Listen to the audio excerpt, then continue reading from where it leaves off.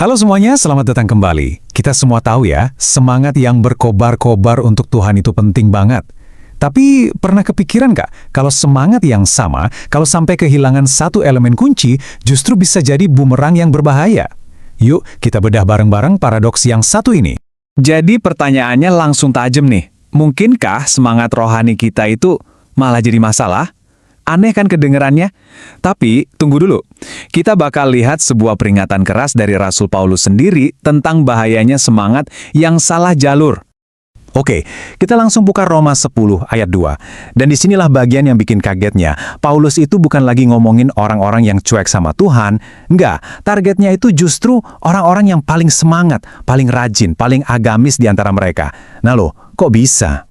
Paulus sendiri bilang mereka ini punya yang namanya zelos. Nah, dalam bahasa Yunaninya, zelos itu bukan cuma tertarik biasa ya. Ini tuh api, semangat yang meledak-ledak. Kalau soal semangat, wah nilai mereka A++ deh, nggak kurang-kurang sama sekali. Jadi, masalahnya bukan di semangatnya. Semangatnya sih bagus, top. Tapi, ada yang kurang. Ada satu kepingan puzzle penting yang hilang. Dan tanpa itu, semangat mereka jadi salah jalur. Kira-kira apa ya yang hilang? Nah, ini dia jawabannya. Paulus bilang, semangat mereka itu nggak didasari epignosis, atau gampangnya pengertian yang benar. Ini bukan sekedar gnosis atau tahu fakta-fakta aja. Bukan. Epignosis itu kenal secara mendalam, akurat, dan personal. Ibaratnya gini deh, beda kan antara kita baca CV seseorang sama kita benar-benar kenal hatinya orang itu. Nah, itu dia bedanya. Seorang teolog, Douglas Moo, menyimpulkannya dengan pas banget. Katanya, semangat tanpa pengertian yang benar itu jadi bahaya secara rohani. Jadi, api semangat mereka itu karena nggak ada terang kebenaran malah jadi ancaman, bukan lagi kekuatan. Ini nih yang bisa kita sebut api tanpa terang.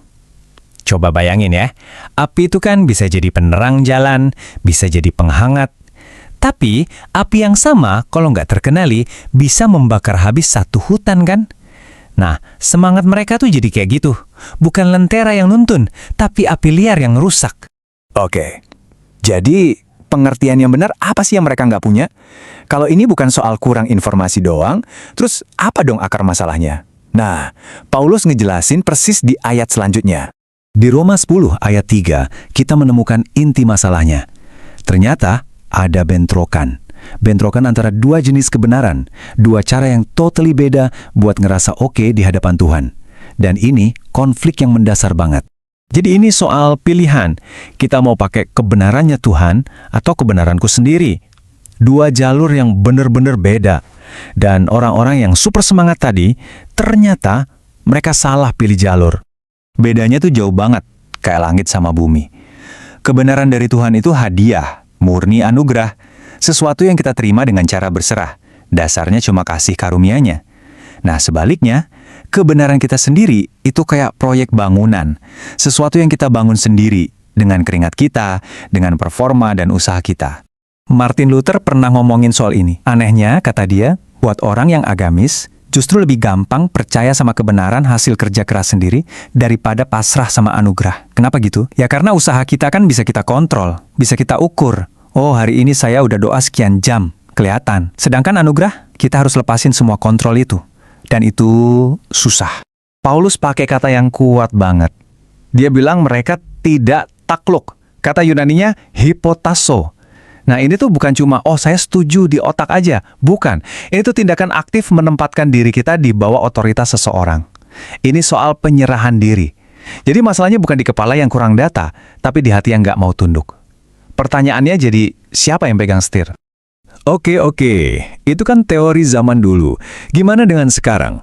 Gimana jebakan kesolehan ini muncul di zaman kita? Gimana caranya kita, mungkin tanpa sadar, lagi sibuk membangun kebenaran kita sendiri? Yuk kita lihat contoh-contohnya. Ini kayak kita lagi sibuk bangun CV rohani gitu loh. Pernah nggak Anda merasa nilai diri Anda itu tergantung dari seberapa sukses pelayanan Anda? Atau mungkin ngerasa sedikit lebih oke dari yang lain karena Anda lebih rajin doa atau puasa? Nah, disitulah identitas kita mulai geser. Dari siapa kita di dalam Dia, jadi apa yang kita lakukan untuk Dia. Dan yang paling bahaya, tahu nggak? Ketika kita lebih ngejar pengalaman rohani yang wow daripada kebenaran Injil itu sendiri. Ini penting banget. Sampai-sampai Gordon Fee, seorang teolog Pentakosta yang terkenal banget sama penekanannya soal pengalaman Roh Kudus, ngasih peringatan keras.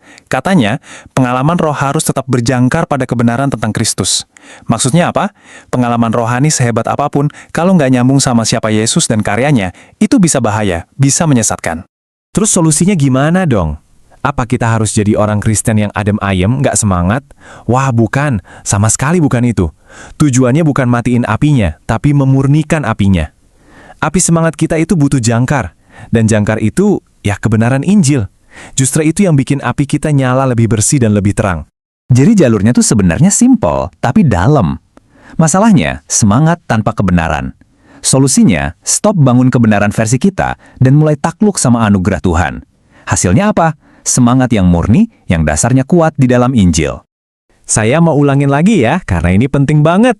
Pesan Roma 10 ini bukan untuk bikin kita jadi loyo atau pasif. Sama sekali bukan.